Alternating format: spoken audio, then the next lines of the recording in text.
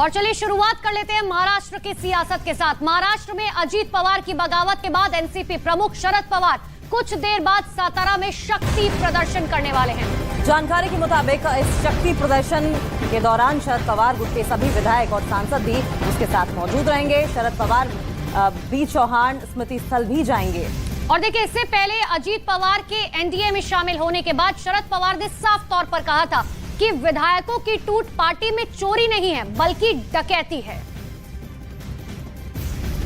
तो ये बड़ी अपडेट। महाराष्ट्र में अजीत पवार की बगावत के बाद एनसीपी प्रमुख शरद पवार कुछ देर बाद सातारा में शक्ति प्रदर्शन करने वाले हैं। जानकारी के मुताबिक इस दौरान शरद पवार गुट के सभी विधायक भी और सांसद भी उनके साथ मौजूद रहेंगे। जाते हुए शरद पवार लगातार अपने कार्यकर्ताओं से मिलते हुए जा रहे हैं। आप तस्वीरों में देख सकते हैं कि रास्ते पे तमाम जो कार्यकर्ता खड़े थे वो जो है कार्यकर्ता उनसे लगातार मिलते हुए जा रहे हैं, क्योंकि एनसीपी की जो पार्टी है, शरद पवार की जो पार्टी है, इस वक्त मुसीबत में है, कठिन दौर से गुजर रही है। क्योंकि अजीत पवार जो कि उनके भतीजे हैं, उन्होंने ही कल जो है जो बगावत करते हुए कई विधायकों के साथ जो है शिंदे और फडणवीस की जो सरकार है उसमें शामिल हो गए हैं। और ऐसे में शरद पवार के दिमाग में बहुत सारी चीजें चल भी रही होंगी कि पार्टी को फिर से कैसे खड़ा करना है, कैसे कार्यकर्ताओं को इकट्ठा रखना है, कैसे जो नेता बचे हुए उनके साथ है उनको इकट्ठा रखना है, ताकि पार्टी को फिर से मजबूत किया जा सके। क्योंकि आने वाले दिनों में चुनाव भी हैं, तो इसलिए जो है शरद पवार की पूरी कोशिश है कि जब से वो पुणे से निकले हैं 4 से 5 जगहों पर इसी तरह से कार्यकर्ताओं से मिलते हुए जा रहे हैं। और वही जो तमाम कार्यकर्ता हैं इस वक्त अपने नेता को यहाँ पर अपना समर्थन दिखा रहे हैं कि वो उनके साथ हैं। अजीत पवार ने भले ही वो कदम उठा लिया हो, लेकिन जो कार्यकर्ता है उनके साथ ही है। और अजीत पवार समेत 9 विधायकों की अगर बात करें तो 9 विधायक जो हैं वो शामिल हुए हैं अजीत पवार के साथ एनडीए में। और लगातार इस चीज को लेकर जो घमासान है वो मचा हुआ है, सियासी जो उथल पुथल है वो मची हुई है। अजीत पवार समेत 9 विधायकों की बगावत के बाद एनसीपी में हड़कंप मचा हुआ है। जहां शरद पवार ने जनता के बीच जाकर फिर एनसीपी को मजबूत करने की बात कही है, वहीं एकनाथ शिंदे ने महाराष्ट्र में ट्रिपल इंजन की सरकार की भी बात कही।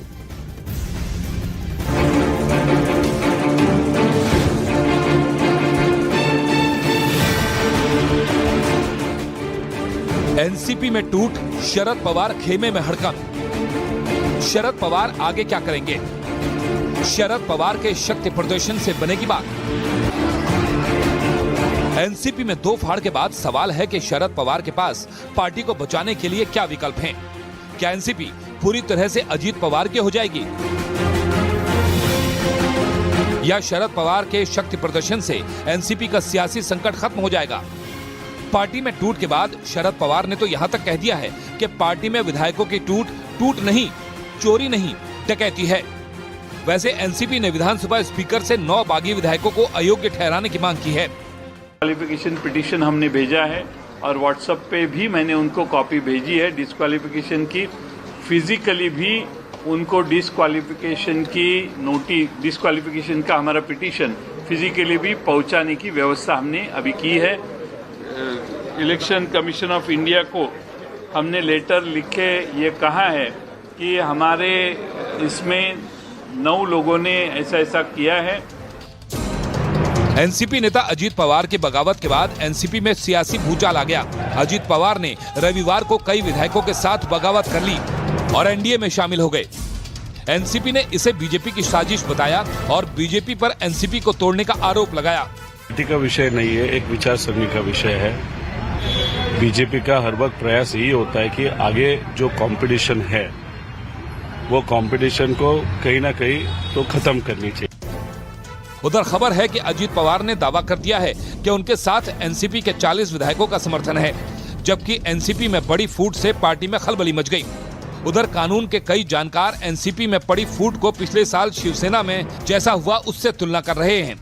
शिवसेना के ज्यादातर विधायक एकनाथ शिंदे के साथ खड़े हो गए थे और देखते ही देखते महाराष्ट्र की उद्धव ठाकरे की सरकार गिर गई और शिवसेना पर पूरी तरह से एकनाथ शिंदे का कब्जा हो गया। हालांकि मामला अभी भी कोर्ट में लंबित है, जबकि अजीत पवार की बगावत के बाद एनसीपी की कार्यकारी अध्यक्ष सुप्रिया सुले ने तंज कसा है। अभी देखते, आज ही तो हुआ है भैया, बच्चा अभी तो पैदा हुआ है, कि थोड़ा सांस तो लेने दो, देखते आगे आगे क्या होता है। जबकि महाराष्ट्र की राजनीति को समझने वाले कई विश्लेषक दावा कर रहे हैं कि लोकसभा चुनाव से पहले बीजेपी ने बड़ा दांव खेल दिया है। पहले शिवसेना और अब एनसीपी में फूट का फायदा बीजेपी को हो सकता है। अजीत पवार महाराष्ट्र की सियासत पर अच्छी पकड़ रखते हैं, जबकि बीजेपी और एकनाथ शिंदे गुट मिलकर विपक्ष के लिए मुश्किल खड़ी कर सकते हैं। तो देखिए, महाराष्ट्र में सियासी बवाल मचा हुआ है। बगावती तेवर जिस तरीके से अपनाए गए हैं, उसके बाद लगातार सियासी उलटफेर जारी है। सीधे लिए चलते हैं ग्राउंड जीरो पर, जहां पर हमारे दो सहयोगी हमारे साथ मौजूद है। विवेक हमारे साथ अजीत पवार के घर के बाहर से मौजूद है, और साथ ही दिवाकर हमारे सहयोगी जो शरद पवार का कॉन्वॉय है उसे लगातार फॉलो करें। सबसे पहले दिवाकर का रुख कर लेते हैं। दिवाकर, अब जो है शरद पवार का कॉन्वॉय कहां तक पहुंचा, और जिस तरीके से कहा जा रहा था कि बीच बीच में जो है लगातार शरद पवार का स्वागत करने के लिए तमाम सांसद और विधायक जो है वो मौजूद रहेंगे, क्या तस्वीर आप देख पा रहे हैं?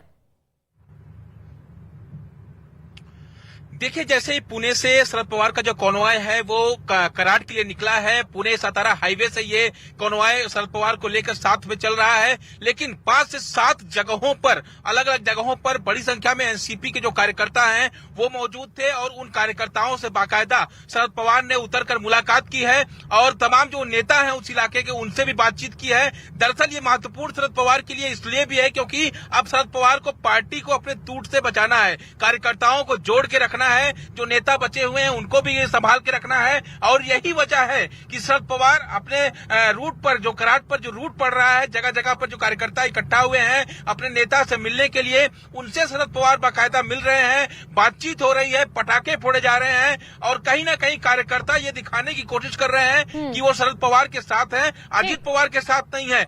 लेकिन सबसे बड़ी चीज जो देखने को मिली है, शरद पवार जब कहीं से गुजरते हैं तो काफी भीड़ देखने बिल्कुल दिवाकर, और अब ये देखने वाली बात होगी कि जो शक्ति प्रदर्शन किया जा रहा है शरद पवार की तरफ से, आखिर वो कितना कारगर जमीनी हकीकत पर साबित होता है। लेकिन देखिए, पार्टी में बड़ी फूट के बाद एनसीपी ने अजीत पवार समेत 9 बागी विधायकों के खिलाफ कड़ा एक्शन लिया है। बड़ी जानकारी आपको दे रहे हैं। साथ ही विधानसभा स्पीकर को एक ईमेल भेजकर बागी विधायकों को अयोग्य ठहराने की अपील की गई है।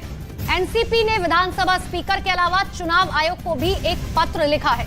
तो बड़ी जानकारी इस वक्त की आपको दे रहे हैं। बागी एमएलए को अयोग्य घोषित करने की तैयारी जो है वो एनसीपी की तरफ से की जा रही है।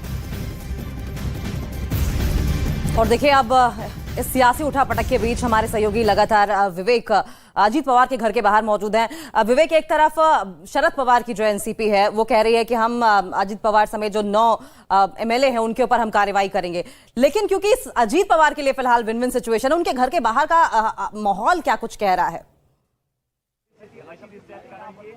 देखिए अंकित, आपको बताना चाहेंगे कि ठीक 11 बजे जो 9 एमएलए एनसीपी के बागी होकर शिंदे और बीजेपी कैंप में शामिल हो चुके हैं, अजीत पवार ने अपने सभी लोगों को जिन्होंने कल मंत्री पद की शपथ ली है उन्हें अपने बंगले देवगिरी पर बुलाया, और धीरे धीरे जो भी बड़े नेता हैं जो शिंदे कैंप और बीजेपी में शामिल हुए हैं अब यहाँ पर पहुँच रहे हैं। और ठीक 11 बजे जो मेरे पीछे आप जो बंगलो देख रहे हैं देवगिरी, वो अजीत पवार का बंगलो है जो महाराष्ट्र के नए डिप्टी सीएम बने हैं। कल उन्होंने शपथ ली है।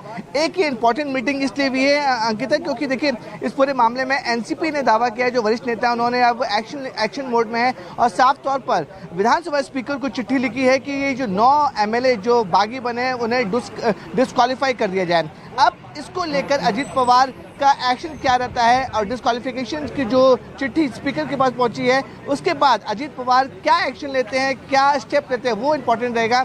इसी वजह से आज ठीक 11 बजे 9 एमएलए जो कल इन्होंने शपथ लिखी थी, एनसीपी की जो मंत्री थे जो शिंदे कैंप और बीजेपी कैंप में शामिल हुए हैं, उनकी मीटिंग चल रही है। अब सबसे बड़ा सवाल ये खड़ा हो रहा है कि आखिरकार एनसीपी किसकी है। अजीत पवार दावा कर रहे हैं, उन्होंने कल भरी प्रेस कॉन्फ्रेंस में कैमरे के सामने दावा किया कि एनसीपी के तमाम सांसद, विधायक, वर्किंग कमेटी के मेंबर उनके साथ हैं। वहीं दूसरी तरफ शरद पवार और सुप्रिया सुले का ये कहना है कि सिर्फ और सिर्फ 9 एमएलए उनके साथ गए हुए हैं। उन्हें भी अगर शरद पवार पर्सनली फोन करना शुरू करेंगे तो पिक्चर क्लियर हो जाएगी। और सुप्रिया सुले ने यह भी दावा किया है कि कुछ तरीके से जो सियासी उठापटक हुआ है, अब कहीं ना कहीं ये महासंग्राम एनसीपी किसकी पार्टी है और सिंबल को लेकर ये होता